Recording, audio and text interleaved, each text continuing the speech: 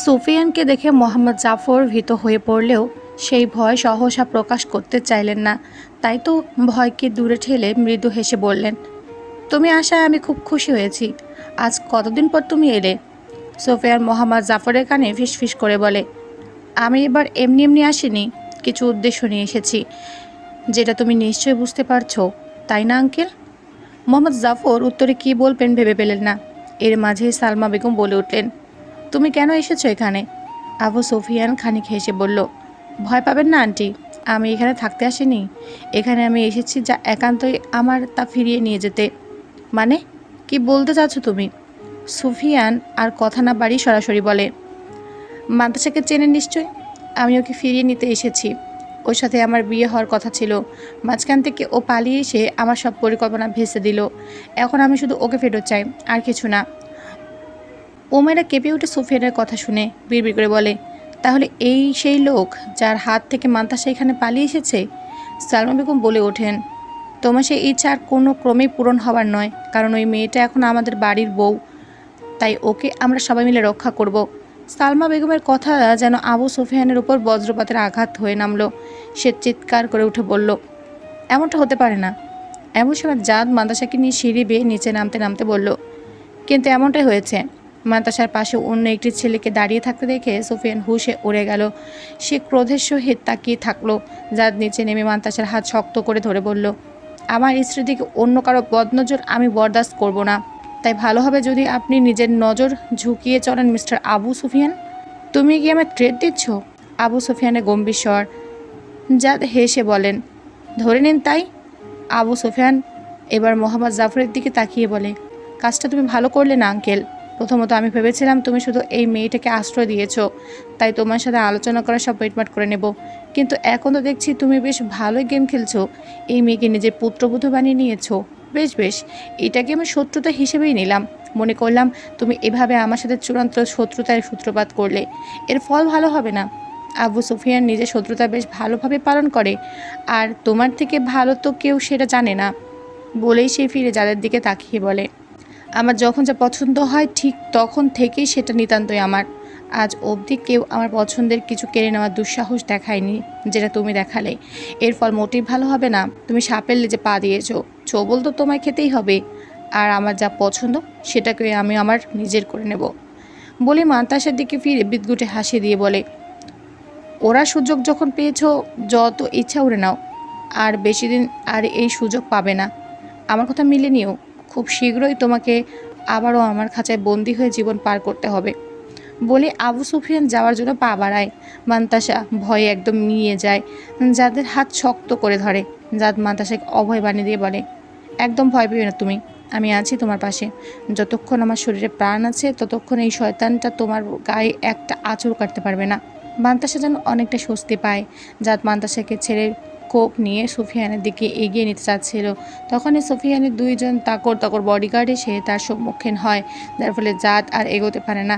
সুফিয়ান পিছনে ফিরে তাকিয়ে ফিসলে হেসে বলে, আমার সাথে পাঙ্গা নিয়ে ঠিক করলে না। দেখি তোমার এই সাহস দিয়ে কতদূর কী করতে পারো। আজ তোমার সামনে দাঁড়িয়ে আমি এটা চ্যালেঞ্জ ছুড়ে দিলাম যে তোমার স্ত্রীকে আমি নিজের করেই বন্দিনী করে রাখবো, আর তুমি কিছুই করতে পারবে না। বলে সুফিয়ান বিদায় নেয়। জাদ খোফ নিয়ে মোহাম্মদ জাফরের মুখোমুখি হয়ে বলে, ওই লোকটা আপনার সামনে দাঁড়িয়ে আপনার ছেলের বউ কীভাবে অপমান করলো, আপনার ছেলে কীভাবে থ্রেট দিয়ে গেল, অথচ আপনি কিছু না করে দাঁড়িয়ে দাঁড়িয়ে দেখলেন। কেমন বাবা আপনি? মোহাম্মদ জাফর চূড়ান্ত ক্রোধ নিয়ে বলে, একদম আমার উপর চোখ রাঙাবে না। বিপদ তুমি নিজেই নিজের কাছে টেনে নিয়েছো। তুমি চেনো ওই আবু সুফিয়ানকে? তার সাথে চ্যালেঞ্জ নেওয়ার ফল কী হতে পারে? কে এই আবু সুফিয়ান, যাকে আমাদের এত ভয় পেয়ে চলতে হবে? ও হলো আন্ডারগ্রাউন্ডের কিং, মাফিয়া সমাজের অন্যতম ভয়ানক সদস্য, যার ক্ষমতা সম্পর্কে তোমার কোনো ধারণাই নেই। গোটা বিশ্বে ওর মাফিয়াগিরির সাম্রাজ্য ছড়িয়ে ছিটিয়ে আছে। ও চাইলে আমার মতো হাজার হাজার ব্যবসায়ীকে তুড়ি মেরে নিজের ইশারা নাচাতে পারে। মানসার তাজ্জব বনে যায় মোহাম্মদ জাফরের কথা শুনে। জীবনে আর কত সত্যের মুখোমুখি হতে হবে তাকে। আজ যে সত্য সে জানলো তা তার জন্য ছিল অনেক ভয়ানক। এই লোকটা এতটা ক্ষমতাশালী সেটা মান্তাসা বুঝতে পারেনি। তাহলে কি এই লোকের হাত থেকে সে কখনো রক্ষা পাবে না? এইসব ভেবেই সে দৌড়ে নিজের ঘরের দিকে গেল। যা ছেড়ে দেখে মান্তাসা সে পেছনে দৌড় দিল। মান্তাসা নিজের আর যাদের রুমে এসে কাঁদতে লাগলো। জাদ মান্তাসার মাথায় হাত বুলিয়ে দিতে লাগলো। মান্তাসা কাঁদতে কাঁদতে বলল, আমার জীবনে সুখ এত ক্ষণস্থায়ী কেন? সুখ কি আমার জীবনে অমৃতের মতো অমর হয়ে ধরা দিতে পারে না? আমার জীবনে কি কখনো আর আলোর মুখ দেখব না? এভাবে কি আমাকে এই কষ্টের জীবনের সাথে মানিয়ে নিয়ে চলতে হবে? জাদ মান্তাসাকে শক্ত করে নিজের বুকের সাথে জড়িয়ে ধরে বলে, তুমি একদম ভয় পাবে না। ওই সুফিয়ান যত শক্তিশালী হোক না কেন, আমার বুক থেকে তোমায় আলাদা করবে এমন ক্ষমতাও নেই। তুমি শুধুই আমার। গোটা বিশ্বে এমন কোনো শক্তি নেই যে আমার কলিজাকে আমার থেকে আলাদা করবে। মান্তাসা যাদের কথায় ভরসা পায়, যাদের বুকেই যেন নিজের নিরাপদ আশ্রয় খুঁজে পায়, জাদকে জড়িয়ে ধরে বলে, আপনি এইভাবে আমাকে নিজের কাছে জড়িয়ে রাখুন সবসময়। আমি কখনো আপনার থেকে দূরে যেতে চাই না। আপনার মাঝেই যে আমি নিজের সুখ, নিজের ভালো থাকাকে খুঁজে পেয়েছি, সেটা কি আর কোনো মূল্যে হারাতে চাই না। তুমি আর কিছু হারাবে না মান্তাসা, এটা আমি তোমায় কথা দিচ্ছি। বলেই মান্তাসার কপালে চুমু খায়। নিজের কক্ষে বসে হাফসা বেগম কিছু হিসাব মিলাচ্ছে। আজ সকালে সে কিছু জরুরি কাজের জন্য দুবাই রাজমহলে গিয়েছিল। ফিরে এসে নিজের অনুগত কর্মচারীদের মাধ্যমে সব খবর পেয়েছে। সব শুনে বেশ খুশি হয়েছে। এমনিতে ওই মান্তাসা নামক মেয়েটার বাড়বাড়ন্ত তার সহ্য হচ্ছিল না। মেয়েটার করা ব্যবহার থেকে স্পষ্ট বিদ্রোহের আভাস পাওয়া যায়। হাফসা বেগমের এই বাড়িতে এতদিন ধরে তিল তিল করে গড়ে তোলা সাম্রাজ্য যেন এই মেয়েটা এসেছে চির ধরানোর জন্য। হাফসা বেগম তাই যে কোনো মূল্যে চায় এই মান্তাসা নামক পথের কাঁটাকে উপড়ে ফেলতে। আর এখন তার উপায়ও সে পেয়ে গেছে। হাফসা বেগম একটা কাজ জানেনি হাসি দিয়ে বলল, এই আবু সুফিয়ান নামক লোকটাই হবে এখন আমার তুরুপের তাস। তাকে দিয়েই এই মান্তাসা নামক আপদকে উপড়ে ফেলতে হবে, না হলে এই মেয়েই আমার পথের কাঁটা হয়ে থেকে যাবে। আর হাফসা আর যাই হোক নিজের পথের কাঁটাকে কোনো মূল্যে সহ্য করতে পারে না। হাফসা এমন ভাবনা করেই সিদ্ধান্ত নেয় তার লোকের দ্বারা খোঁজ লাগিয়ে সুফিয়ানের সাথে যোগাযোগ করবে, তারপর তার সাথে মিলে এই মান্তাসাকে দূর করার বন্দোবস্ত করবে। হাফসা বেগমের এমন ভাবনার মাঝে হঠাৎ তার ঘরে একজন কর্মচারী ছুটে আসে। তাকে আসতে দেখে হাফসা বেগম রাগান্বিত হয়ে বলে, এভাবে বলা নেই কওয়া নেই, কোন সাহসে আমার কক্ষে এলি? মার্জনা করবেন বেগম সাহেবা, কিন্তু আমাকে যে এখানে আসতেই হতোই। আপনাকে খুব গুরুত্বপূর্ণ একটা খবর দেয়া আছে। কি খবর? হুমায়রা বেগম হঠাৎ করে জ্ঞান হারিয়ে পড়ে গেছে। তাকে তার কক্ষে নিয়ে যাওয়া হয়েছে। হাফসা বেগম দ্বিগুণ রেগে বলে, তুই আমাকে এই ফালতু খবর দিতে এসেছিস? ওই উমায়রা জাহান নামে যাক, তবুও আমার কিছু যায় আসে না। আসলে সেটা না, আপনার শ্বশুরমশাই আপনাকে ডেকে পাঠিয়েছেন। সবাই উমায়রা বেগমের কক্ষে আছে, শুধু আপনিই নেই। হাফসা বেগম কোনো রকমে নিজের রাগটা নিয়ন্ত্রণ করে বলে, ঠিক আছে যা তুই, আমি আসছি। কর্মচারী বেরিয়ে যেতে হাফসা বেগম একটা শোপিস তুলে নিজে আচার মেরে বলে, যত সব নাটক। বলেই সে রওনা দেয়। উদ্দেশ্য উমায়রার কক্ষে যাওয়া। উমায়রার কক্ষে গিয়ে হাফসা বেগম দেখতে পায় উমায়রাকে তার কক্ষে সাহিত্য করে রাখা হয়েছে এবং তার শিয়রের কাছে বসে আছে মান্তাসা। দৃশ্যটা দেখে তার গা জ্বলে গেল। এত আধিক্যতা তার একদম সহ্য হয় না। একটু দূরে দাঁড়িয়ে আছে জাইন, তার চোখে মুখে বিরক্তির ছাপ স্পষ্ট। এটা দেখে হাফসা পৈশাচিক আনন্দ পায়। তার কাছে এই জিনিসটা খুব ভালো লাগে যে তার স্বামী যেমন তাকে খুব একটা পছন্দ করে না, তেমন উমায়রাকেও করে না। আর হাফসা তো এটাই চায়, যেন তার স্বামীর চোখে তার জন্য ভালোবাসা না থাকলেও আর কারোর জন্য যেন ভালোবাসা না থাকে। এজন্য তো সে চায়নি তার স্বামীর জীবনে কখনো এমন কে আসুক যে সব ভালোবাসা পায়। হাফসার এমন ভাবনার মাঝে ডাক্তার এসে হাজির হলেন সেখানে। ডাক্তার এসে উমায়রাকে দেখতে লাগলো। উমায়রা কিছু পরীক্ষা নিরীক্ষা করলো। মোহাম্মদ জাফর বললেন, কি দেখছেন ডাক্তার? সব কিছু ঠিক আছে তো? ঠিক আছে মানে? আপনি আগে বলুন মিষ্টি কোথায়? জাইন অবাক হয়ে বলে, আপনি হয়তো মিষ্টির খোঁজ কেন করছেন ডাক্তার? ডাক্তার হেসে বললেন, উনি মা হতে চলেছেন। জাইন বিস্ময়ের চোখে তাকালো। সে বাবা হতে চলেছে? এ যেন অদ্ভুত অনুভূতি। উমায়রারও ততক্ষণে জ্ঞান ফিরে গিয়েছে। এত খুশির খবর শুনে তার চেহারাতেও আলোর ঝিলিক দেখা দেয়। পাশে বসে থাকা মান্তাসা মৃদু হেসে বলে, তোমাকে অনেক অভিনন্দন আপু। তুমি এক নতুন প্রাণের সাক্ষী হতে চলেছ যে তোমার মাঝে বেড়ে উঠছে। মোহাম্মদ জাফর বলেন, এ তো অনেক খুশির খবর। জাইন, তোমাকে অভিনন্দন। সালমা বেগম, হুসনিয়ারা বেগম তারা সবাই ছিল সেখানে। হুসনিয়ারা বেগম এগিয়ে এসে নিজের মেয়েকে জড়িয়ে ধরলেন। সালমা বেগম মোহাম্মদ জাফরের উদ্দেশ্যে বললেন, তুমি দ্রুতই কর্মচারীদের খবর দাও, তারা যেন অনাথ আশ্রমে খাওয়ানোর ব্যবস্থা করে আর উট কোরবানি করার ব্যবস্থা করো। এত খুশির খবর, আমাদের বংশধর আসতে চলেছে। এতজনের খুশির মাঝেও একজনের মনের মাঝে জ্বলে উঠল প্রতিহিংসার আগুন। হাফসা এটা মেনে নিতে পারছে না উমায়রা জাইনের সন্তানের মা হতে চলছে। একবার জাইনের দিকে তাকালো হাফসা। যে জাইন এতক্ষণ বিরক্তি ভরা দৃষ্টিতে ওমায়রার দিকে তাকিয়েছিল সেই কিনা এখন হাসি হাসি মুখ নিয়ে তাকিয়ে। দেখে বোঝা যাচ্ছে বাবা হওয়ার খবরে সে কতই না খুশি। হাফসা আর কিছুই ভাবতে পারল না। চূড়ান্ত ক্ষোভ নিয়ে সেই কক্ষ থেকে বেরিয়ে এলো। নিজের কক্ষে এসে দরজা বন্ধ করে বলল, আমি এটা কিছুতে হতে দেব না। আমার একক আধিপত্যে এভাবে ধস নামতে পারে না। এই ওমাইরের বাচ্চা হলে তো সবাই ওকে মাথায় তুলে নাচবে, আর এদিকে তো আমি কখনো মা হতে পারবো না। এই সত্যটা জেনেই তো আমার শ্বশুরমশাই জাইনের দ্বিতীয় বিয়ে দিয়েছিলেন। যদিও তিনি আমায় কথা দিয়েছিলেন যে এই সংসারে আমার কর্তৃত্ব বজায় থাকবে, কিন্তু এখন তো সেটা মনে হচ্ছে না। যদি এমন হয় তো আমি ওই উমাইরা সন্তানকে এই পৃথিবীর আলো দেখতে দেব না, কিছুতেই না, বলেই ক্ষোভে ফুঁসতে থাকে। জাদ আজ বাড়িতে ফিরে আসতেই মান্তাসা তাকে খুশির খবরটা শুনিয়ে দেয়। উমাইরা কত খুশি এই নিয়ে তখন থেকে গল্প করে যাচ্ছে। জাদ এসব শুনে মুচকি হেসে বলে, তোমার আনন্দ দেখে মনে হচ্ছে যে উমাইরা ভাবি নয়, তুমি বাচ্চার মা হতে চলেছ। দূর, আপনি কি যে বলেন না, মানা হলেও আমি তো খালা হতে চলেছে কিংবা চাচি। যাই হোক, মধ্য কথা এই বাড়িতে নতুন একটা প্রাণ আসতে চলেছে। সবাই কত খুশি, আমি অনেক খুশি। একসময় তুমিও আমাকে এরকম একটা সুখবর দিয়ে খুশি করে দিও। মান্তাসা লজ্জা পেয়ে বলে, তা আপনি যে কি বলেন না। বলে উঠে যেতে নিলে জাদ মান্তাসাকে কাছে টেনে নিয়ে বলে, সবসময় এত পালিয়ে বেড়াও কেন? একটু ভালোবাসার সুযোগ তো দেবে। হাফসা বেগম বিচলিত হয়ে পুরো ঘরময় পায়চারি করতে থাকে। উমেরা খবরটা শোনার পর থেকে তার মন বিক্ষিপ্ত হয়ে আছে। হঠাৎ কিছু একটা মনে করে সে উমারা কক্ষের দিকে পা বাড়ায়। উমারা কক্ষের দিকে চোখ পড়তে তার মাথায় রাগ উঠে যায়। জাইন নিজের হাতে উমারাকে খাইয়ে দিচ্ছে, এদিকে উমারা নিজেও আপ্লুত। অনাগত সন্তানের জন্য হলো জান দিচ্ছে তাকে এত গুরুত্ব, একদিনে এত খেয়াল রাখতে শুরু করে দিয়েছে। হাফসা রুমের পর্দা টেনে ধরে বলে, যত আহ্লাদ করার করে নাও, পরে এই সুযোগ আর নাও পেতে পারো, বলেই তস্ত পায়ে স্থান ত্যাগ করে। আর মাথায় এখন কিছু দুষ্ট বুদ্ধি খেলে যাচ্ছে। উমারা মা হতে চলেছে এই খবরটা জানার পর থেকে জাইন তাকে চোখে হারাচ্ছে। উমারা বিন্দুমাত্র অযত্ন হতে দিচ্ছে না। জাইনের থেকে এমন যত্ন পেয়ে উমায়রা বেশ খুশিতে আটখানা হয়ে গেছে। তার ভীষণ ভালো লাগছে জাইনের সান্নিধ্য পেয়ে। বিয়ের পর থেকে জাইনের থেকে যে কাঙ্ক্ষিত ভালোবাসা এবং সম্মান পায়নি সেটা যেন এখন পাচ্ছে। জাইন আজ অনেক রাত জেগে উমারার পাশে বসে আছে। উমায়রা জাইনের উদ্দেশ্যে বলে, আপনি এখনও জেগে আছেন কেন? ঘুমিয়ে পড়ুন, আমার কিছু দরকার লাগলে আমি চেয়ে নেব। জাইন বলে, তুমি না ঘুমানো পর্যন্ত আমি ঘুমাবো না। যদি কোনো অসুবিধা হয়, আমি চাই না আমার অনাগত সন্তানের মা কোনো কারণে কষ্ট পাক। উমায়রার শরীরে শীতল স্রোত বয়ে যায় জাইনের কথা শুনে। আজ তার নিজেকে এই পৃথিবীর সবচেয়ে সুখী ব্যক্তি মনে হচ্ছে। জাইন উমায়রাকে খুশি হতে দেখে নিজেও মুচকি হাসে। বাবা হওয়ার খবর পাওয়ার পর থেকে তার মধ্যে অনেক পরিবর্তন এসেছে। জাইন উমায়রার উদ্দেশ্যে বলে, তুমি তো তখন সেভাবে কিছু খেলে না। রাতে তোমার খিদে লাগতে পারে, তাই আমি তোমার খাবার আনতে বলছি আমাদের কক্ষে। তুমি একটু বিশ্রাম নাও। আচ্ছা। জাইন মহলের এক নারী কর্মচারীকে ডেকে খাবার আনতে বলে। দূর থেকে এই দৃশ্য দেখে নেয় হাফসা। থেকে থেকে তার রাগ বাড়ছে উমায়রার প্রতি।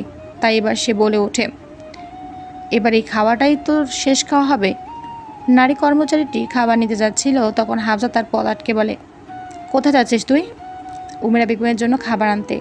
হাফসা বেগম নারী কর্মচারীটির গলা চেপে ধরে বলে, আমি জানি তোর মা অসুস্থ এবং বোন এখনও ছোট।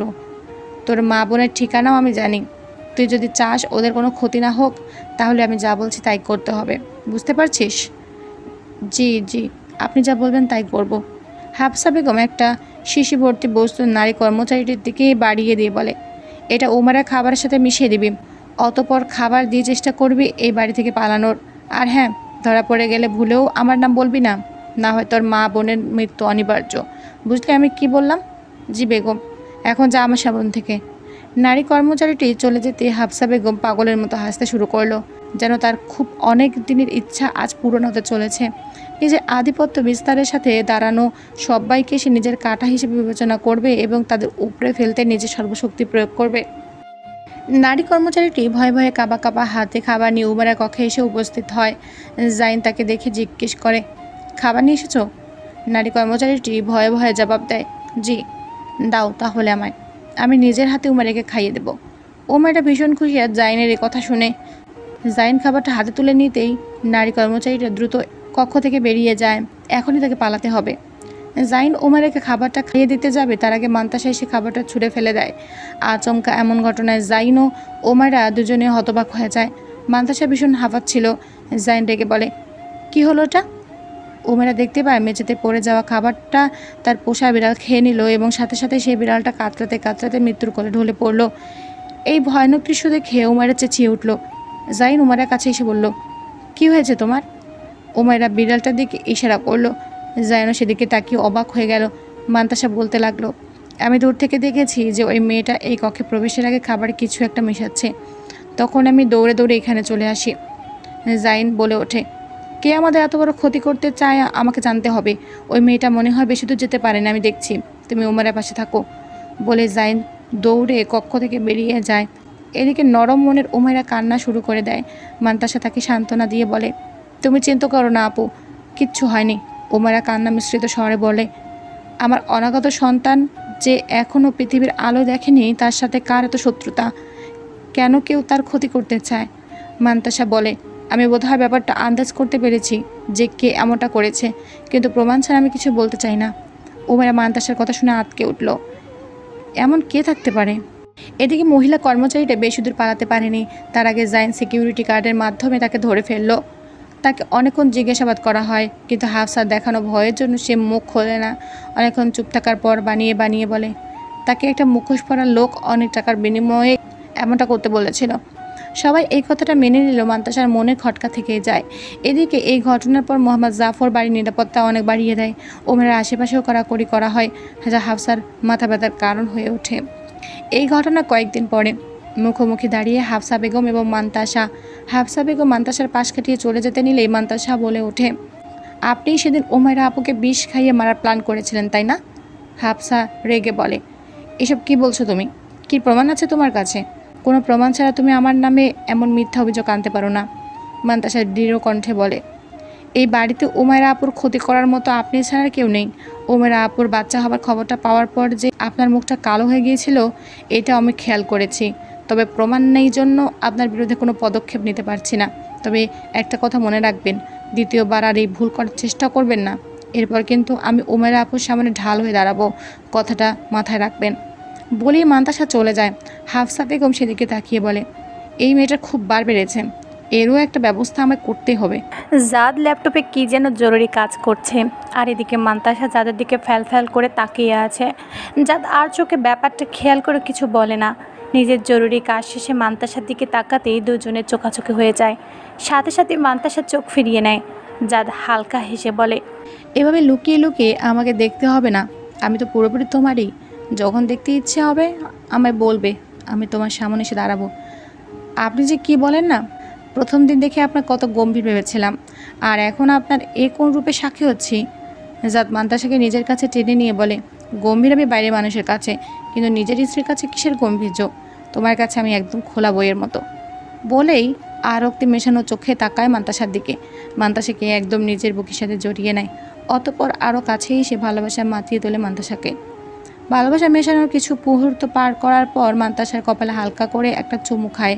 মান্তাসাকে নিজের বুকের কাছে আরও শক্ত করে জড়িয়ে ধরে। মান্তাসা জাদের উদ্দেশ্যে বলে, আমার আজকাল অনেক ভয় লাগে, জানেন আপনি? জাদ জিজ্ঞেস করে, ভয় কেন? মান্তাসা দীর্ঘশ্বাস ফেলে বলে, কেন জানি আমার মনে হয় আমার কপালে কি এত সুখ সইবে? কোনো বিপদ নেমে আসবে না আবার? জাদ বলে, যখনই কোনো বিপদ তোমার উপর ঘনিয়ে আসবে তখন আমি ঢাল হয়ে দাঁড়াবো। আমাকে এড়িয়ে কেউ তোমার কোনো ক্ষতি করতে পারবে না। মান্তাসা মুচকি হাসে। সে জাদের মধ্যে নিজের খুশি খুঁজে নিয়েছে। এখন জাদকে ঘিরে বাকিটা জীবন খুশি খুশি কাটিয়ে দিতে চায়। মান্তাসার এই চাওয়া কি কখনো সত্যি পূরণ হবে, নাকি এই চাওয়া আজীবন অপূর্ণ থেকে যাবে? 8 মাস পর। চোখের পলকে দেখতে দেখতে যেন অনেক সময় পেরিয়ে গেল। দীর্ঘ 8 মাস পেরিয়ে গেল। এই 8 মাস ছিল অনেক স্বস্তি এবং শান্তির। মান্তাসা যাদের সাথে নিজের জীবনের অন্যতম শ্রেষ্ঠ সময় কাটিয়ে এই 8 মাসে। উমারার উপরেও এই 8 মাস বিপদের কালো মেঘ ঘনিয়ে আসেনি। জাইনের সাথে তার সম্পর্ক এখন অনেক গভীর। এত সব কিছুর মাঝে হাফসাও যেন এই 8 মাস অনেকটা নীরব। মান্তাসা তো ভেবেছিল হাফসা আবারও কোনো চক্রান্ত করবে উমাইরা এবং তার সন্তানের ক্ষতি করার জন্য, কিন্তু এমন কিছু হয়নি। তবুও মান্তাসার কেন জানি নিশ্চিত হতে পারে না। তার মনে হয় হাফসার এই নীরবতায় বড় কোনো প্রলয়ের পূর্বাভাস। সালমা বেগম, হুসনিয়ারা বেগম, ওমায়রা, মান্তাসা সবাই মিলে একসাথে গল্প করছিল। তাদের গল্পের মূল প্রেক্ষাপট ছিল ওমার অনাগত সন্তানকে নিয়ে। এক একজন তো তার নামও ঠিক করতে শুরু করে দিয়েছে। সবাই যখন এক এক নাম ঠিক করছিল তখন মান্তাসা বলে ওঠে, ওর নাম ওসমান রাখলে কেমন হয়? উমাইরা আপুর নামের সাথে নামটাও মিল রয়েছে। নামটা উমাইরারও বেশ পছন্দ হয়। কিছুদিন আগে আলতাসনগরের মাধ্যমে নিশ্চিত হয়ে গেছে যে উমাইরা ছেলে সন্তানের মা হতে চলেছে। এই জন্য এই নামটির কথা বলে মান্তাসা। উমাইরা বেশ আনন্দের সাথে বলে, তুমি চমৎকার নাম ভেবেছ, আমার ছেলের নাম আমি এটাই রাখবো বলে নিজের পেটে হাত বোলায়। তখনই জাইন সেখানে চলে এসে উমাইরার এত খুশি দেখে নিজেও খুশি। নিজের সন্তানের ওসিলায় হলেও জাইন উমাইরাকে ভালোবাসতে শুরু করে দিয়েছে। তাই উমাইরাকে খুশি দেখতে ইদানিং তার মনও খুশি হয়ে যায়। জাইন উমাইরার কাছে আসে, এসে বলে, এত খুশির কারণ কি? উমাইরা জাইনকে দেখে হেসে বলে, আমাদের অনাগত সন্তানের নাম ঠিক করলাম। নামটা আমার খুব পছন্দ হয়েছে। তো কী নাম ঠিক করলে? ওসমান। বাহ, বেশ সুন্দর নাম। আমাদের ছেলের নাম এটাই রাখা হবে। জাইনের কথা শুনে উমাইরার খুশি যেন আরও বেড়ে যায়। এত আনন্দের মাঝেও দূর থেকে একজনের মনে চলেছে ঝড়ের তাণ্ডব। হাফসা বেগম দূর থেকে এই দৃশ্য দেখে রেগে বলে ওঠে, এখনই যা আনন্দ করার করে নাও তোমরা। খুব শীঘ্রই তোমাদের এইসব আনন্দ চিরতরে হারিয়ে যাবে। আপনার এই সময় আমেরিকা না গেলে হয় না? বেশ অভিমান নিয়ে জাদের উদ্দেশ্যে এই কথাটা বলে মান্তাসা। জাদ টাই পড়তে পড়তে হালকা হেসে বলে, যেতে যে আমাকে হবেই, অনেক জরুরি একটা মিটিং আছে। আমি না গেলে যে এই মিটিংটা অসম্পূর্ণ থেকে যাবে। তুমি তো জানোই আমেরিকায় একটা কোম্পানি আমার কোম্পানিতে ইনভেস্ট করতে ইন্টারেস্ট, আর এতে আমারই লাভ। তাই এই মিটিংটা হওয়া খুব দরকার। মান্তাসা একটু মন খারাপ করে বলে, তো আপনি ফিরছেন কবে? বেশি দেরি করব না, 1 সপ্তাহের মধ্যে ফিরে আসব। মনে থাকে যেন, 1 সপ্তাহে 1 দিন বেশি হলে কিন্তু আমি আপনার সাথে আর কথাই বলবো না। ঠিক আছে আমার মহারানী, আমার মনে থাকবে। আর একটু আদর করে দিন তো। আর 7 দিন আপনাকে আদর করতে পারবো না, ভাবলেও কষ্ট হচ্ছে। আদর পরে করবেন, আগে আমার কথা শুনুন। ওখানে গিয়ে একদম বাইরের খাবার খাবেন না। আপনার তো আবার ফাস্ট ফুড অনেক পছন্দ, ওসব খেয়ে শরীর খারাপ করবেন না। আর মোস্ট ইম্পর্টেন্টলি, কোনো বিদেশিনী মেয়ের দিকে চোখ তুলে তাকাবেন না। আরে এত জেলাস হচ্ছ? হব না তো কি? আমেরিকার মেয়েরা যা গায়ে পড়া, আমার এত সুদর্শন স্বামীকে নিয়ে চিন্তা হবে না? ঠিক আছে ঠিক আছে বলে হেসে ফেলে মান্তাসা। যাদের হাসিটা মুগ্ধ করার মতো, হাসলেই গালে টোল পড়ে যায়। জাদকে বিদায় দেওয়ার জন্য এয়ারপোর্ট অবধি আসে মান্তাসা। তার মনটা ভীষণ ভার হয়ে আসছে। জাদের ফ্লাইটের টাইম হয়ে গেছে, তাই সে মান্তাসাকে শেষবারের মতো বিদায় জানায়। মান্তাসা জাদের দিকে আকুল দৃষ্টিতে তাকায়। কেন জানি তার মনে হচ্ছে ভীষণ কষ্ট অনুভূত হচ্ছে। যদিও জাদ বলছে 1 সপ্তাহের মধ্যেই আবার ফিরে আসবে, তবুও তার মনে হচ্ছে আর যেন তাদের দীর্ঘ বিচ্ছেদের সূচনা হচ্ছে। এই মনে হওয়ার কারণ জানে না মান্তাসা। এসব ভাবনায় পাশ কাটিয়ে এয়ারপোর্ট থেকে বেরিয়ে গাড়িতে উঠে বাড়ির দিকে রওনা দেয়। ততক্ষণে জাদও ফ্লাইটে করে রওনা দিয়েছে। মান্তাসার গাড়ির রওনা দিতে পেছন থেকে কেউ একটা গাড়ি থেকে নেমে আসে। নিজের চোখে সানগ্লাস খুলে গাড়িতে হেলান দিয়ে বলে, আমি ফিরে এসেছি মান্তাসা, নিজের কথা রাখতে। এখন তো তোমার স্বামীও তোমার কাছে নেই, আমার হাত থেকে কে রক্ষা করবে তোমায়? বলে হা হা করে হাসতে থাকে আবু সুফিয়ান। তখনই তার ফোনে কারো ফোন আসে। সুফিয়ান ফোনটা রিসিভ করতে হাফসা বেগম বলে ওঠে, আজ রাতে বাড়ি একদম ফাঁকা থাকবে। আমিও জাইন দুবাই রাজপ্রাসাদে থাকবো আমিরের আমন্ত্রণে, তার সাথে রাতে ডিনার করব। আর আমার শ্বশুরও অফিসের কাজে বাইরে যাবে। আমার চাচা শ্বশুর এবং শাশুড়ি তাদের ছেলেকে নিয়ে বাইরে আছে। বাড়িতে থাকবে শুধু আমার পঙ্গু শাশুড়ি, গর্ভবতী সতীন আর মান্তাসা। বাড়ির নিরাপত্তা যাতে কম থাকে সে ব্যবস্থা করে দেব, বাকিটা আপনি বুঝে নেন বলে ফোন রেখে দেয়। সুফিয়ান বাঁকা হেসে বলে, এই দিনটার অপেক্ষায় ছিলাম। মান্তাসা বাড়িতে পৌঁছে দ্রুত রুমে চলে যায়। কয়দিন থেকে শরীরটা ভালো যাচ্ছে না, মাথা ব্যথা এবং বমি বমি ভাব, বেশ দুর্বল বোধ হচ্ছে। তাই ভাবলো এখন একটু বিশ্রাম নেবে, কিন্তু আবারও গা গুলিয়ে উঠল। মান্তাসা বমি করে এসে বিছানায় গা ছেড়ে দিল। জাত ফিরে ব্যাপারটা জানাতে হবে।